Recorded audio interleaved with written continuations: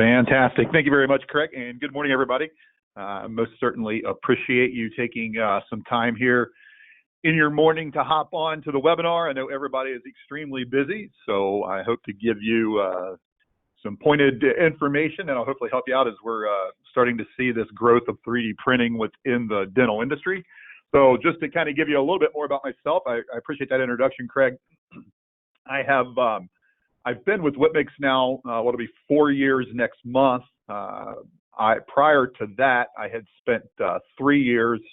I actually had started off with an objet, which the objet printers are actually, when it comes to the Stratasys printers, it's actually the objet printers that we see in the dental industry. So I spent 3 years with an objet reseller. I was actually there during the merger of Stratasys and objet. So I sold handful of the Fortis machines as well, the FDM, fused deposition modeling machines, and then was actually working with a large practice in Somerset, Kentucky. They were looking at some objet printers.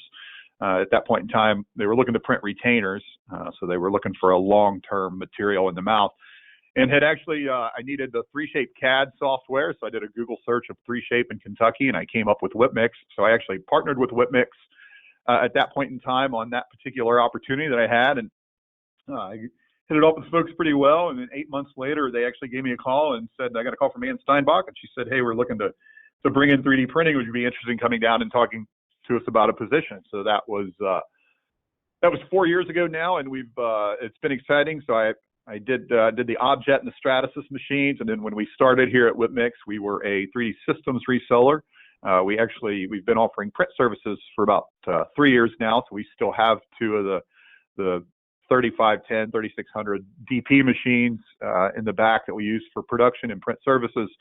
And then of course now the Asiga as well, and then we've tested multiple printers. So I've been around 3D printing for what is now, I think actually what the summer will be 7 years. So it's an exciting time, most certainly just for 3D printing in general, and then most certainly in the dental industry. So kind of what we're going to do this morning, we're going to do a brief overview of just the methods of 3D printing, basically the 3D printers that are in the dental industry right now, and how the differences between the different 3D printers or the 3D printing methods. And then we'll take a look at some of the things you need to keep in mind when you're thinking about bringing a printer in-house and printing in the lab. And then we will wrap it up with a brief overview of the Asiga 3D printers and then the Whitmix resins. And then when I'm not presenting this live in front of people, and I'm here by myself, I tend to get going pretty fast. So if you want to ask questions along the way, you can, or save them for the end. But once I start rambling and start moving along, we should have plenty of time at the end for any questions that you may have. So with that, I kind of always start with this. I absolutely love this. So I am I don't know if you guys have ever seen this before. Hey kid, have you ever seen one of these? Wow, cool. You made a 3D model of the save icon. I went to the University of Cincinnati in the late 90s. Actually, the Bearcats are a 2 seed in the South playing Friday and Nashville at 2. If anybody is interested, go Bearcats. But I can remember when we would get our syllabus in the late 90s when professors started requiring us to have a floppy disk. We got to have a floppy disk for this class. I'm going to go out and buy a floppy disk. And my kids are 12 and 14 right now, and this is them to a T. They would have no clue what a floppy disk is. So this could not be more true, which is why I love that piece. And so if we look at, the printer you see in the top left, that's the 3D Systems printer, the SLA printer that Chuck Hull from 3D Systems invented. This was about 1986. That's his first printer. And then you see the Asiga printer that is out there now. And then if we think about my kids that are 12 and 14, if we fast forward 20 years from now, this replicator is something along the lines that'll be sitting next to their coffee pot. And I'll probably still have a DVD player, and at some point in time, I'll probably call my son and say that the eject button isn't working, and there's a little plastic planetary gear here that it's not allowing me to eject my DVD player.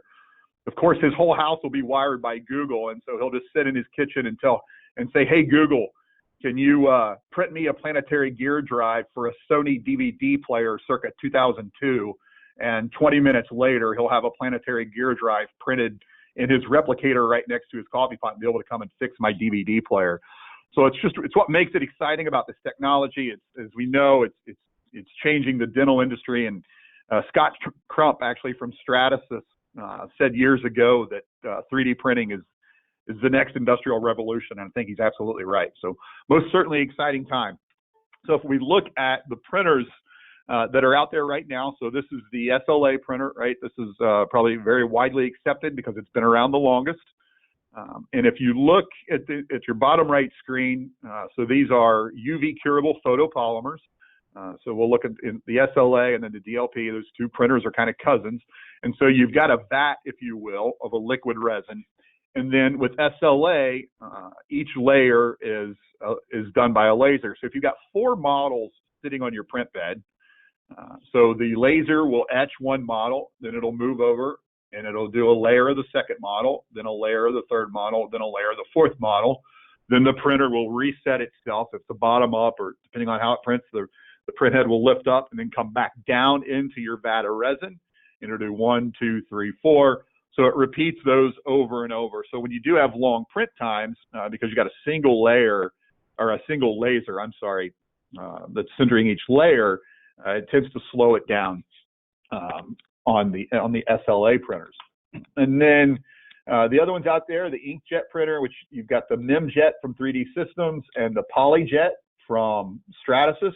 And these really are inkjet printers. Basically what you have is a print head, like you see in the bottom right corner, and they jet the material. You got 2 UV lights on either side of the print head, and it cures the material, the model material, as it's jetting it, and then you have the support material built in as well. Now, the nice thing about the inkjet, the memjet, and polyjet printers, they do have a very large print head. The Objet Eden 260V and then the 35 or 3600 from 3D Systems, they're approximately both in that 7-inch by 11-inch print envelope. So you can get quite a few models on each. Keep an eye out on the print heads. They can be expensive. Make sure you check on what the warranty is. If you're looking at these printers, on how long the warranty is covered on the print heads. And then as well, you do have to purge the system when changing materials. So if you're going from model material to, say, a surgical guide material, you do have to jet out any additional material that's left in there, basically into the garbage. And then on the 3D Systems machines, models, their support material, which is the white material you see here, their support material is baked away in an oven. And then on the Stratasys machines, it's actually water jetted. So you water jet the support material away. So just something to keep in mind as far as a post-processing standpoint from the different printers. And then next we see the DLP, or digital light processing. For those of you that were in Chicago, these are the printers really that we see. All the printers entering the dental market are primarily DLP, and a couple reasons for that. First and foremost, they tend to be the fastest printers out there.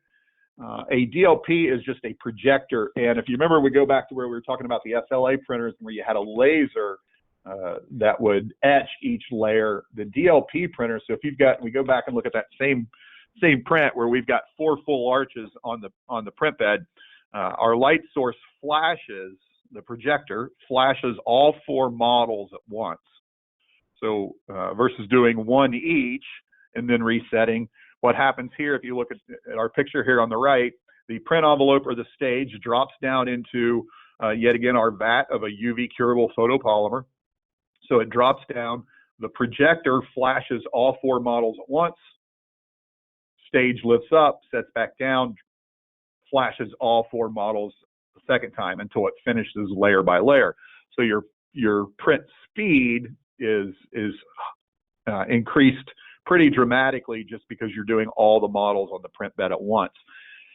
The print beds on these, or your print envelopes, do tend to be small because when you tie in the accuracy that you need, that's all based on how far away your print bed is from the projector. So with DLP, you do see the smaller print beds, especially when compared to, say, your inkjet printers. What is nice, though, is you got low material cost. A lot of the printers entering the market now are open ecosystem printers.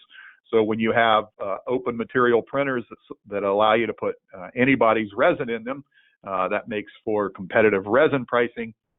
And then your post-processing for DLP is about 15 minutes, which we'll get into that a little bit more as well later. So fast post-processing. And then the last one we have is what now is primarily referred to as direct metal printing, or DMP. And this, of course, gives us the ability to directly print the fixed or removable prosthesis. And really what you have, you've got basically a powder bed, a bed that's got the metal powder in it, and then a laser, much like our SLA, fuses that layer of metal powder together, and then a roller comes over it and actually spreads out another even layer of our powder, and then the next layer is fused, and then our bed drops down, continually spreading over another layer of powder, and then fusing it together until we finally have our final piece.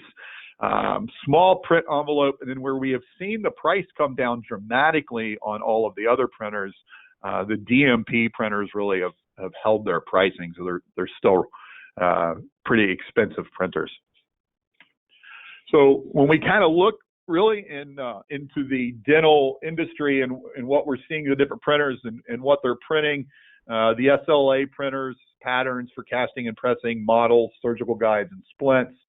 Our memjet and polyjet printers able to do patterns, models, guides, impression trays, dry end, delivery trays, and vacuum forming. And then really where we've seen the explosion of materials is with the DLP printers. I think NextDent said it at Chicago 3 weeks ago. I think they now have 30 different materials available. So guides, splints, models, trays, indirect bonding trays, soft gingiva, vacuum forming material, denture bases, temporary. So this is where we've seen really the explosion of materials available. And then the DMP, direct metal printing, of course, is a cobalt chromium for printing the fixed or removable prosthesis, directly printing it. So this is what we see, or that's just our overview of how the different types of technology works and some of the differences and in what we're using it for. And so that kind of takes us, and it's, of course, somewhat ironic that I'm sitting here in Whitmix Corporation in Louisville, Kentucky, right, in a company that's been making gypsum and stone for models for tens and tens of years now. It's our 99th anniversary. So literally we're leaving the Stone Age and going to, kind of what you see there on the right, a printed model with a pattern there to press or cast. So as we start to kind of look at where we're going, we've purchased a couple of different reports, and I'll refer to these a couple of times here as we go through. And this report here, now this report was for the healthcare industry with dental included, but this was from a couple of years ago. And as you can see here, this is just what's the biggest barrier to entering basically the 3D printing or adopting 3D printing technology. And 31% was cost, and 21% really is training related costs. So 50%, just over 50%, that was the barrier for people adopting technology. And then you fast forward basically a year and a half when we got this report, and we've seen the pricing come down quite a bit, which kind of leads us to this report we just published or just purchased right before we left for Chicago. And this kind of shows you really where we are. If you look at 2018, the gray being the dental labs, and then the yellow being the clinics, the technology is here, but as you can see, we're getting, it's really, there's going to be that explosion, and we're getting ready to really take over the industry. So it's most certainly, like I said before, an exciting time. So as we can see, it's somewhat here, but it's really coming. So we know it's on its way. So a few of the things to look for when you are considering buying or bringing printing in-house, first and foremost is two things: the quality of parts, and then the cycle time of the technology. And then I'll kind of explain that, and then I'll tell you how we handle it with the Asiga printers. So the quality of parts, a lot of times what we'll hear is it prints in 25, 50, and 100 microns. And typically what they're referring to at that point in time is 25, 50, or 100 micron layers. So that's that Z-axis, right, which does play some importance in the accuracy, but that's really just that overall smoothness of your model is what that Z does. So that's just the different layers, right? Additive manufacturing, layer by layer, we're building up these models. Well, that's what the Z dictates. The XY accuracy is what you want to, it's usually measured in microns as well. And what's important with XY accuracy is this is where you get that ability, if you're printing models with a removable die, to consistently print a model where the die fits the model and then the restoration will fit the die.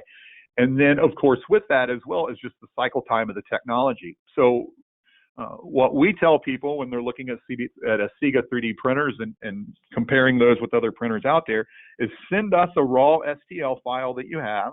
Let us print a benchmark part for you, and then as well provide you with how long it would take to print that part or with an entire print bed of those parts. So that's the key factors really in taking a look at a model is go ahead and if you're going to do it, you know, and you're looking at 2 or 3 or 4 even different printer manufacturers, send the same raw STL file out to all printer manufacturers. I'm sure they'll gladly print you a part and then bring it in and you can compare for yourself how the model looks, how the die fits, how easy the die comes in and out, how it sits. So that's a key when kind of comparing the technologies. And then, of course, the yield of the technology. Are you going to print, how many prints can you get during the day? Are you going to print overnight? If you can stack, if you are going to be printing in 2 shifts or even 3 shifts, possibly for larger labs, how much can you get out of the technology in any given day based on what you're going to be looking to print? And then your equipment uptime. The changeover time, going from one material to another. If you're going from, say, a model material to a casting material, if you're going to be pressing, how long it takes to switch materials. And then preventative maintenance, right? Calibrating, how long does it take to calibrate? How often do you have to calibrate? And then cleaning the print heads. If you're looking at MemJet, I can tell you from the Stratasys or the object printers, it is very important to clean those print heads after each print. And get with alcohol to make sure that those you don't want to get those jets clogged. So it's very important to clean those after each print. And then, you know, of course, do a needs analysis. What do you need from the technology? What we're seeing now is primarily people are receiving digital impressions. Their doctor is basically buying an intraoral scanner. So the models are the number one driver right now. But then also keep in mind maybe a new line of business. It's $3.07 to print a surgical guide, and surgical guides right now are selling to the doctors at anywhere from $100+. Or is it to improve an existing line of business? We most certainly talk to labs all the time, and every single day. And a lot of them had gotten into printing a few years ago, and that printer is now collecting dust in the back. So this kind of goes back to the piece we talked about before in validating it. So if this is your second time around, just do the due diligence and get those models printed from the different vendors and make sure you find a printer that works for you. And then, of course, the cost of the printer itself. And can it be multi-purposed, meaning how many materials are out there available for it, and can you use it for different lines of business? And then the expectations of the technology, and we hear this all the time, or we've heard this in the past. This 3D printer is plug and play, and I do not like that at all. There's no such thing as a plug and play 3D printer. I mean, I can tell you the Asiga Max, it'll take you 30 minutes to unbox it. Excuse me, and we do training is through TeamViewer. It's 2 hours. It's easy. But with that being said, there are changes you're going to have to make in your, if you're a 3-shape user, there's changes you're going to have to make in 3-shape. If you're going to be adding model builder at this point in time, so there's getting used to the model builder. So yes, the technology is getting easier to use, but it's just, understanding and setting the expectations of the technology. I mean, we are literally building models out of a vat of goo, which is absolutely fascinating when you think about it. But just understand there are some internal changes you're going to have to make to get the printer working consistently the way you want it. And then the cost analysis and everything comes with not just the purchase price of the printer, but then the maintenance cost. The annual maintenance program, is it with the manufacturer? Are there any uncovered parts that aren't covered in, say, the warranty or the maintenance program? What's the cost of downtime, or is there a contingency plan? I can tell you with us, if something happens with the Asiga 3D printers, we print for you at the cost of the resin. So just what happens if you are down, and then of course the training costs, and then this is something that we're seeing right now because of all of these open ecosystem printers kind of hitting the market. The materials standpoint, of course, the cost of materials, but are you locked in? Do you have to buy the materials from the printer manufacturer, or is the system an open material system and you're able to use multiple people's material or multiple resin manufacturers' resins? And then the integration analysis, right? How big is the 3D printers? Like I said before, we've got a 3510 and a 3600.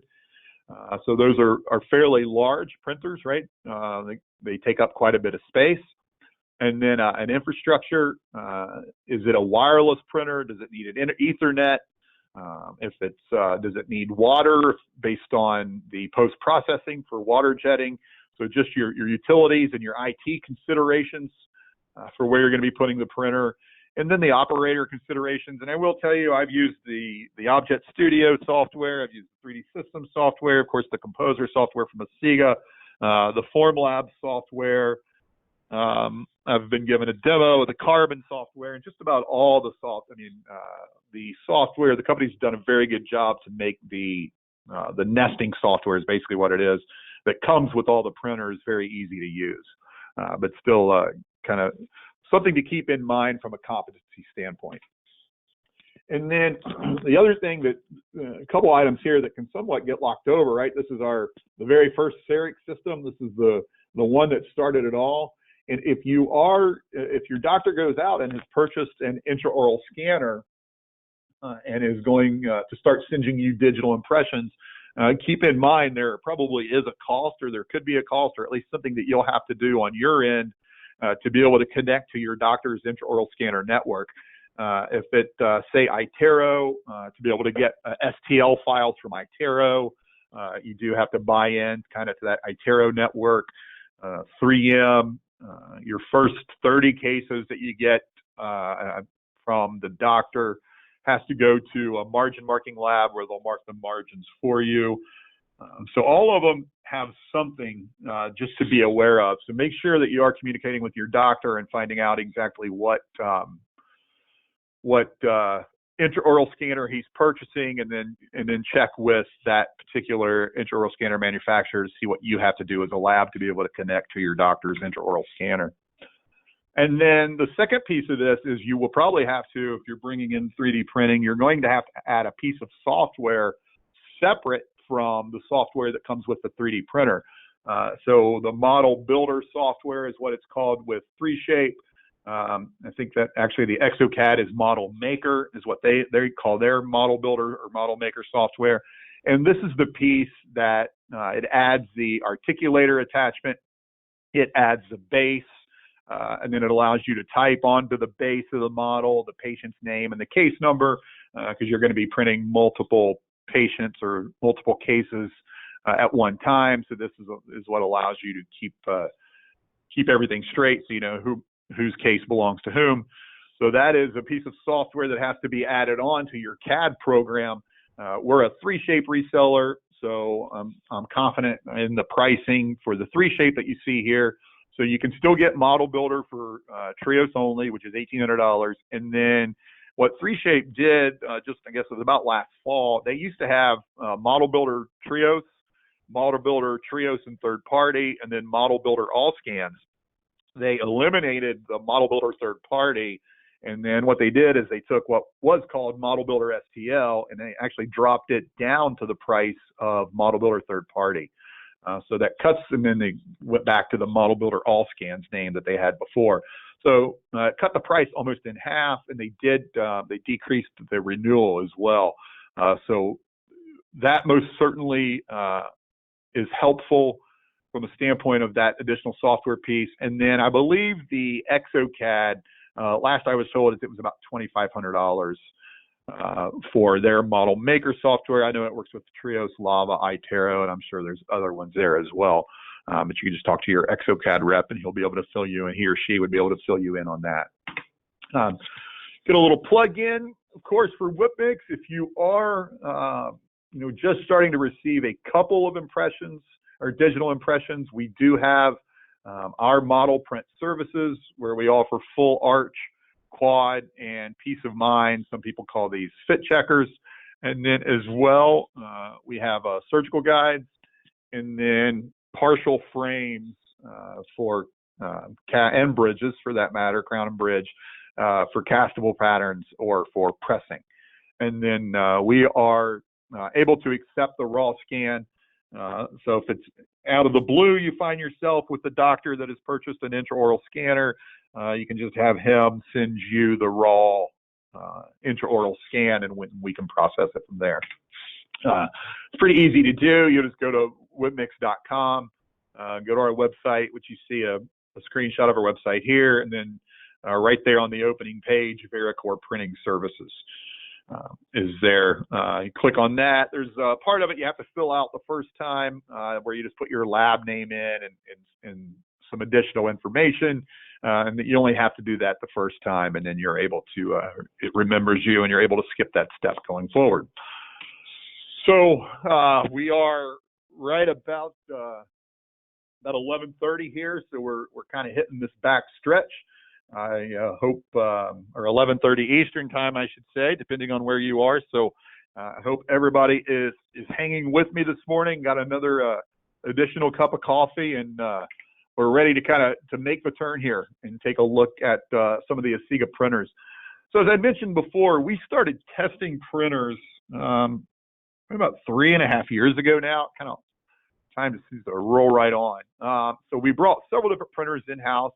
And this you see here was from Smart Tech Publishing, the report we just recently purchased.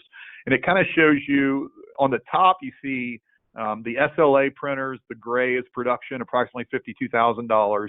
And then the all laser based at $16,000, primarily driven by the $3,500 Forms Lab is where you see that large drop. And then the DLP printers are on the bottom, where you see the price for production DLP printers at $33,000, and then all DLP printers approximately $14,000. So we start doing the research, and there's a big speed difference, and then of course the open material, and so that's part of what had us land with the Asiga 3D printers. I will, kind of share the story. We were actually probably at the 11th hour, or we were at the 11th hour with another manufacturer that we're working with to finish out the contract, to be the exclusive to distribute their printers. And Asiga is an Australian company. It's been around since 2005. Justin Elsey's the founder. He was in Chicago. For any of you that may have gotten to meet him, it's a fascinating story. He bought his first 3D printer in 2003, as he tells the story. It didn't work very well. He's a mechanical engineer as well, I should add. He took it apart and made some modifications to it and put it back together, and it worked better than when he bought it new. So that's kind of what gave him the idea to go into 3D printing. And then also, as he'll tell you, when you make a bold statement like that, you're inherently going to run into problems. So they started in 2005, and they launched their first printers, the Pico 1 and then the Pro 1. Of course, now we've got the Pico 2 is out, the Pro 2 is out, and then the Asiga Max is out as well. So it's been a good journey, but these guys came to Louisville and met with us in the summer and told us just try a couple of your printers. And the guys, Corey and Evan and Brandon and Matt, maybe some of the guys in the back, if you ever spoken to them, they were pretty pleased with what they got in a very fast and efficient manner. So we kind of put our foot on the pedal, if you will, with Asiga, and then ended up signing the exclusive with them right with the end of last year. It's been good. And when we look at it, a couple things. For one thing, going back, it is a DLP printer. So if we look, you get that speed that you're looking for, and then you see I have the asterisk, the low material costs. of course, this gave whip mix, right? We're a chemical company. That's what we've been doing our entire life. So this gave us the option or the ability to be able to get in and start developing our own resins. And then, of course, that open material source is really, as we're already seeing, is driving down the cost of resins or materials, which then drives down your in-cost piece. So when we start to understand or take a look, right, so the Z, this is the layer. So when we look at a 3D printer resolution, you got the XY, and then you got the Z resolution, or that vertical resolution. And the Z resolution, if we look, this kind of gives you an idea, right? That's that stepping or the smoothness of your model. So we'll say the model you're looking at there on your left, that is printed at 100 microns. And then the model you see on your right is printed at 50 microns, and this is in the Z. So the key, or what you have to find, is printing a Z resolution that gives you a good compromise between surface quality and print speeds. With the Asiga printers, you can actually, you type in what you want from a Z standpoint. So if you wanted to print a model at 1 micron layers in the Z, you most certainly could. It would take you a week and a half to print the model, so you'd never want to do it, but that's something that you can do. So the key, like I said, is just finding good surface quality, but also fast print speeds. And then if we look at the XY, and this is why I was talking in the beginning, this is what's key if you're a Crown and Bridge lab and you're going to be printing removable dies. If we take a look at our XY, right, so this, we'll say this is our die hole here. So that if we go with our 50 and 100, so you can see this is printed in the XY, the one on the left is 50 microns, and then the one on the right is printed at 100 microns. So that pixel size that's being projected up into our photopolymer, that's what directly links us. So the higher micron accuracy, the max, as we'll see here in just a minute, is 62 microns. The Pro 2 is 75 microns. So that pixel size, or that XY micron pixel size, is what links to higher accuracy. So why Asiga for whip mix? We are the exclusive distributor in North America, as well as a handful of other countries that we were in that Asiga was not, but primarily looking what we have or what they had to offer, of course, just for North America. The Max and then the Pro 2. So if you take a look at this, or if you go to our website, this flyer is from our website. You can actually print it out. If you print this key right here out, or this flyer, these are actual print size. So you see the Pro 275 is I guess the flesh colored material. That's the build plate of the Pro 2. And then the Max is that very next green print plate. And then you see down at the bottom, the XY resolution for the Max is 62 microns, and then the Pro 2 is 75 microns. And then just to kind of explain the rest of this, you'll see you got Pro 2 of 50 and 62 microns. It is the same printer. It's just how far away the projector is from the build plate. Basically, the closer the projector is to the build plate, the more accurate the printer can be. But then as you'll see your build size, you start to lose build size as you go down. So the Pro 2 can be configured 3 different ways. And then there's the Pico 2 as well, which is 37 microns in XY, so extremely accurate, but also a very small build plate. So if we take a look at those printers, so here's the Pro 2. This was really what we started with last year. Placed over 50 printers last year, so extremely successful. It's been a very good printer.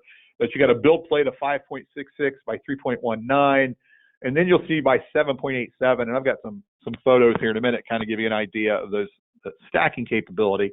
And primarily, or I should say, all of the ones we sold were based at the 75 microns, and then it is 385, where they have 385 and 405.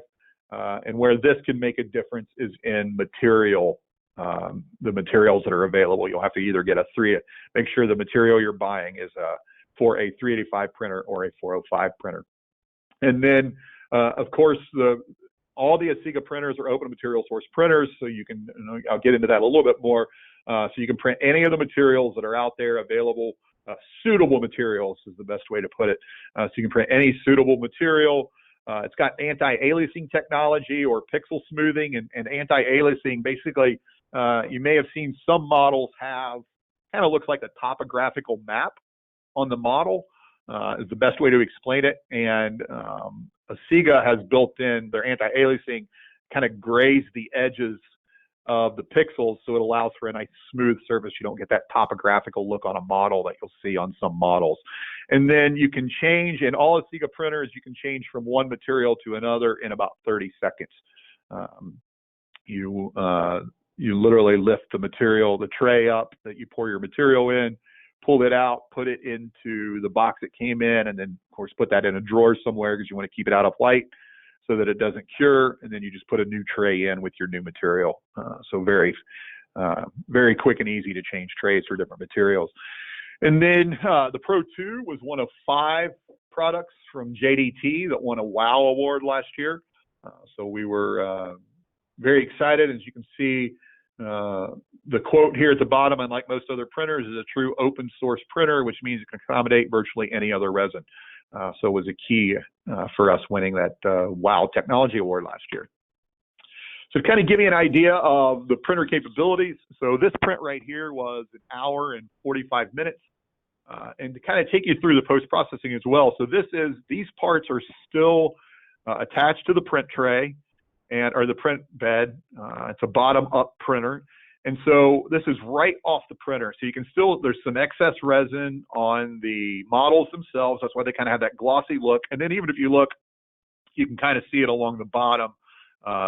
It's a metal print bed, so there's a little resin on there. So right now what you would do is basically squirt these with an alcohol bath, just standard isopropyl alcohol, and then take a number 17 X-Acto and pry your models off of the print bed. Then you'd wipe your print bed off with an alcohol rag, and then you take your models and put them in an alcohol bath for approximately in an ultrasonic, and you'll put them in there for approximately 5 minutes, and then you'll take them out of that alcohol bath and hit them with air. And then all Asiga printers come with a small little UV curing station. Then you put them in that UV curing station for 5 to 10 minutes, and then you're finished. At that point in time, you've got a workable model. So your post-processing is probably about 15 minutes, really. So like I said, this right here was printed in 1 hour and 45 minutes, and then about 15 minutes post-processing. So for all of these to be workable models, you'd be looking at about 2 hours. And then this kind of gives you an idea of the stack. When I said both I think the max is, we call it about 3 inches in the Z height, and then the Pro 2 is about 7.8 inches in the Z height. So this kind of gives you an idea of the capabilities of the Pro 2 and a Z. So you're able to do a stack. This stack took 8 hours. So this would be something more you would do in the evening. And then this is actually one the guys did here in the office. I think from what I remember, 12. This is 24 peace of mind or fit checkers. And then there are 4 full arches down the center. So this was an overnight, I believe that was about an 11-hour print run, actually. So it's overnight plus there. But just kind of shows you that capability of the stacking feature. And then this photo is from a customer of ours down in Atlanta. And that gives you, that is our golden brown model material. And then NextDent has a soft gingiva material that you can print on the Asiga printers. So that was, that gingiva was printed, and then the restoration sitting on top of it. So a very nice looking model from our guys down in Atlanta. And then the Max, all right, so they just launched the Max, I want to say July of last year. And it gives you, and I'll show you a picture of the footprint. It's a very small footprint, but it gives you a build envelope of 4.6 by 2.6 by, just like I said, about 3 inches. And then it's 62 microns in the XY, so extremely accurate. Of course, can print all the materials. Again, another open material source printer. And then change material the same way you do with the Pro 2. So you're changing materials literally within 30 seconds. And if you take a look, it's kind of gives you an idea right there. So that's a laptop there, and then the Max sitting next to it. So, to be able to get 4.6 by 2.6, so if we're talking 4 arches, you can get a full arch, a single full arch. You could probably get 3 single full arches, 2 pieces of mines, and all the dies to go with that. And you'd be able to print that in an hour and 45 minutes on the Max. So very good throughput, for a printer that is a small footprint. So it's been a great addition. And then the last one we talked about, like I said, the Pico 2, which is 2.79 by 1.57. So unfortunately, you do just kind of get a small print plate. But at 37 microns, of course, extremely accurate. And Asiga actually they have a Pico 227, which is at 27 microns in the XY. But at that one, you go down to just about 2 by 1. So just a very, very small build plate from the standpoint of the printer. So kind of for us, why Asiga, and first and foremost for us, as well as really for labs looking to get into printing, is the fact that it is an open material system. Like I said, we've been making materials or been a material company for 99 years now. So it gave us the ability to develop resins for this particular printer. But we also, we are developing resins. Our R&D is working on several different resins currently, but we also understand that we don't have all the resins that are out there. So currently, on the Asiga printer, as it stands right now, you can print the next dent resins, which they've got, as I showed you before, the soft gingiva material. They've got temporary material, the denture bases. They've multiple different materials. So you can print the next dent materials, the detax materials, Dreve, Procedure. Keystone Dental just launched 7 new resins at Chicago a couple weeks ago. So they're in the process of developing material files for their resins for the Asiga printers.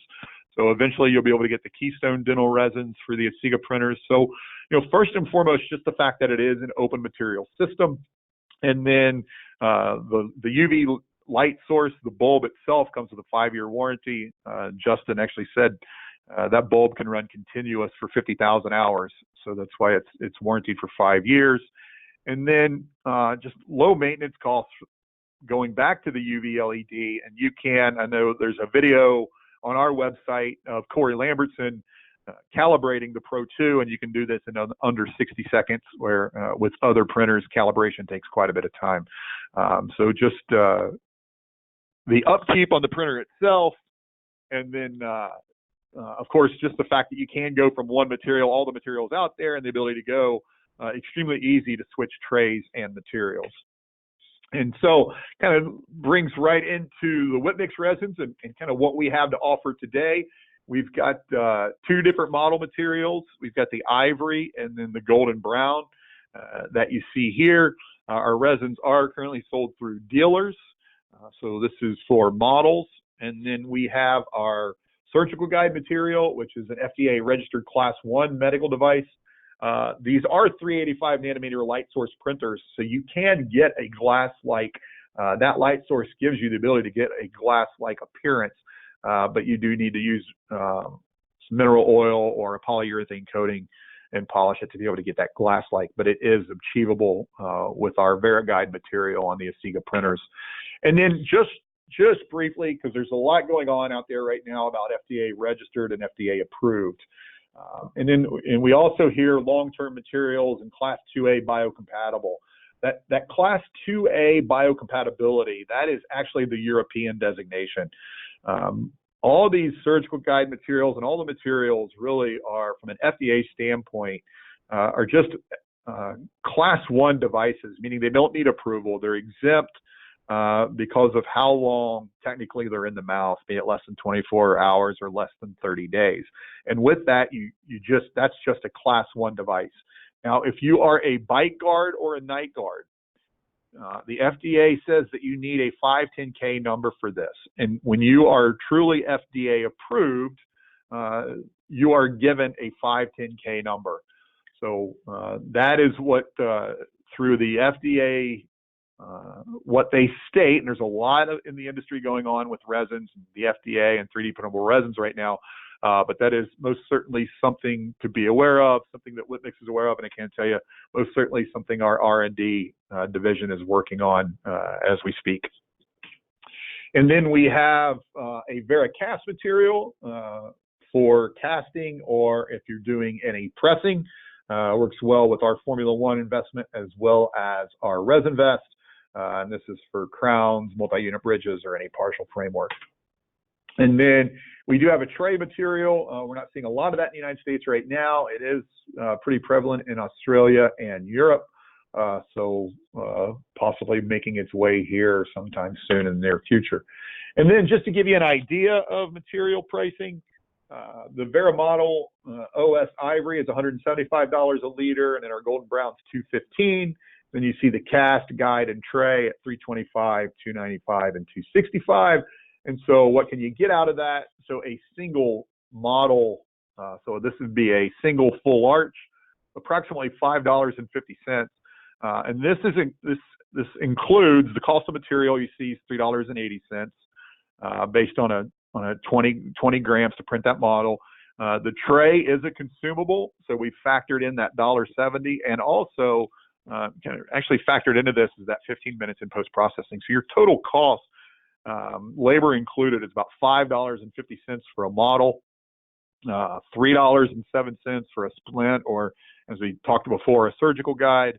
And then you kind of see lower partial, $2.05 or 21 cents for a single crown if you're looking to start pressing. So you're kind of taking it one step even out further. So models out of a liter, approximately 50 single full arches is what you'll get out of a liter of model material. And then you see the drill guides, which are surgical guides, tend to be pretty close to that of a printing a quad model.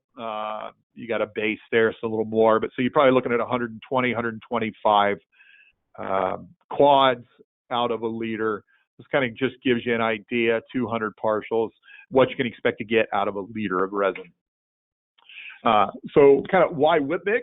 For one thing, we've got Asiga certified technicians on staff. I've said it multiple times because I work with these guys every day, and I'm on conference calls with these guys every day.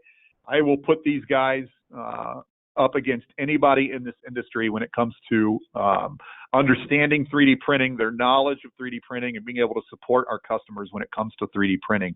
Of course, we are manufacturing resins here in Louisville. So, it just kind of leaves you, the customer service and support you expect from Whitmix that we've been providing for 99 years, only this time it's with 3D printers. So the last thing I want to leave you before we turn it over for any questions that you may have, and feel free to get as technical as you want, because I am in Louisville, Kentucky today, and I'm going to have, I'll be able to put it on speakerphone. I've got Corey here with me. So before I turn it over for any Q&A you may have, just to kind of give you an idea of where we're headed, this came from the Smart Tech report we just published or just purchased.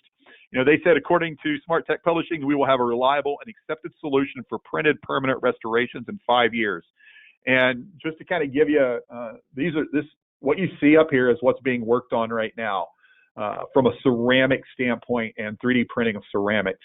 So a powder bed fusion, which kind of goes back to that, doing it the same way they do direct metal printing, a photopolymerization of UV curable ceramic paste, binder jetting of powdered ceramics combined with sintering, pneumatic extrusion of ceramic slurries, and then probably the one to keep an eye on, the XJet. XJet is Objet was founded by 3 Israeli inkjet printer engineers, and they have since left Stratasys and founded their own company, which is XJet, and they are doing nanoparticle jetting of ceramics.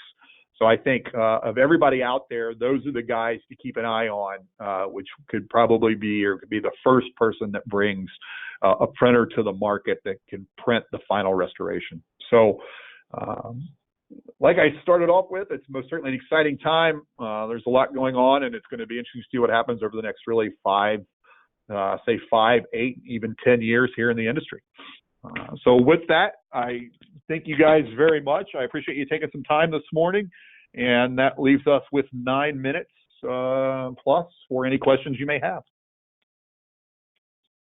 Okay, Chris, we do have some questions that came in, so maybe we can just start right off with those. First one was, does the quality of the final print rely specifically on the XYZ movement of the print head, or is it based on the particle size of the print material? Well, I'd be more than happy to answer that question. This is Corey Lambertson here. For the quality of a print coming from a photopolymer printer, it's a combination of between XY precision and also the Z layer height, the Z axis travel between layers.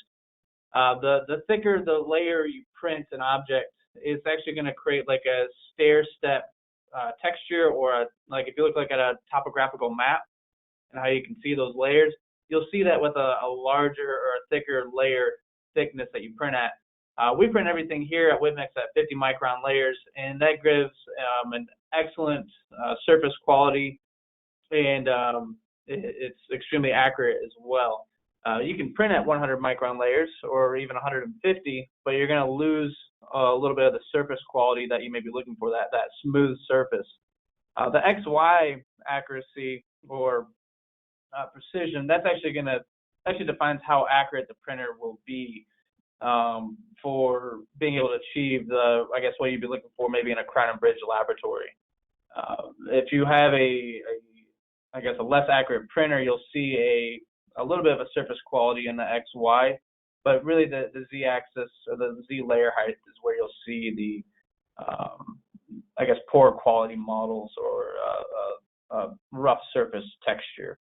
Or like a fusion or like the powder bed printers, those it's very similar, but the quality of the material will change I guess, the surface quality of the print. Absolutely.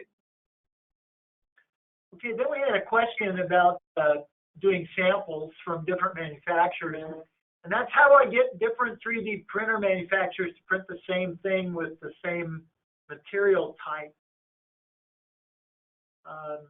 Well, different the material best thing you can complicate direct comparison. Well, hang on. Sorry, Chris. Yeah. I would. Do you have what design software are you using?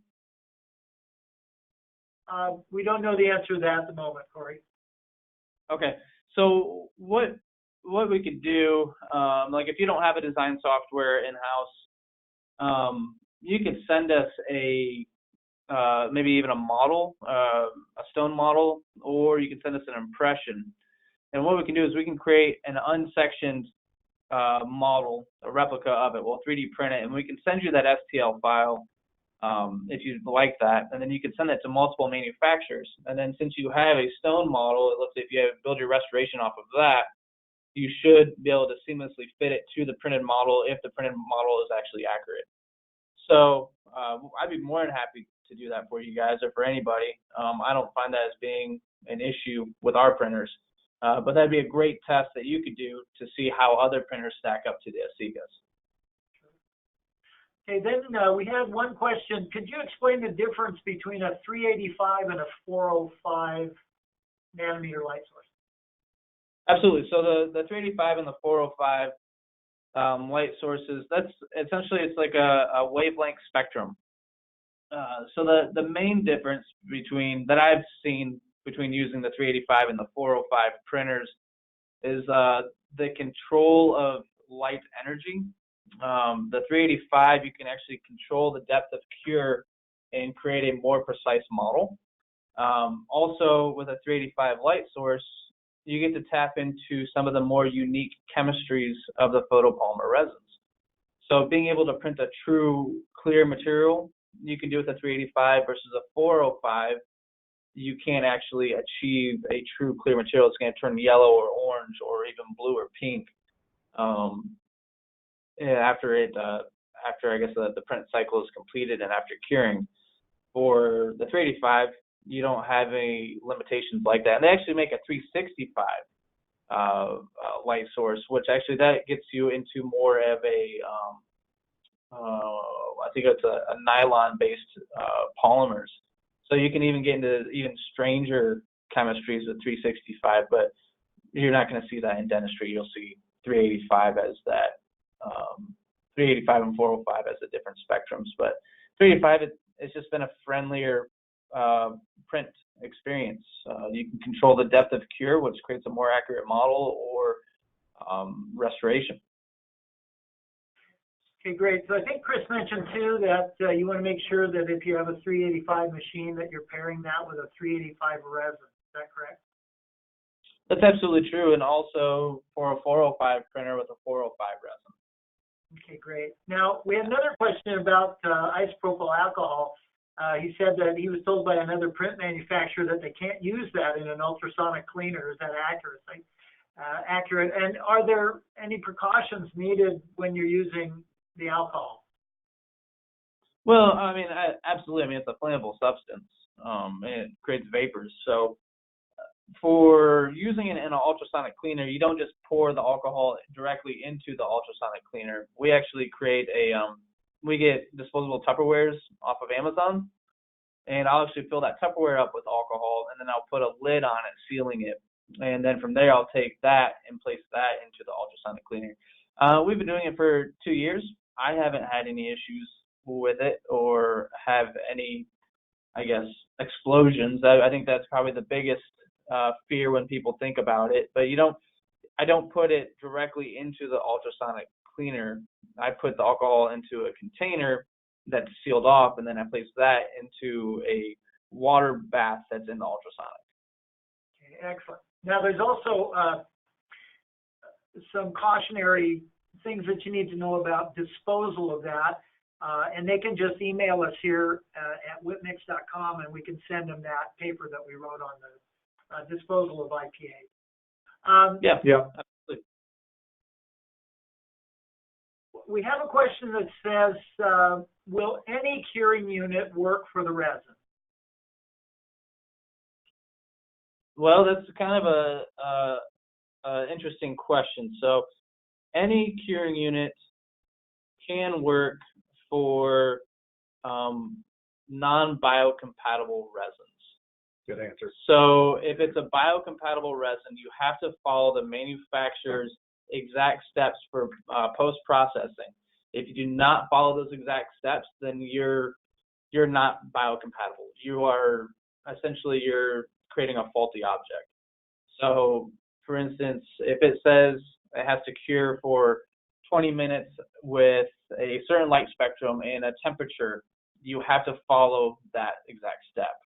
For biocompatible resins, for our model materials and castables, anything that's essentially not being introduced directly into the patient, that will actually just use the traditional curing unit that comes with the Asiga.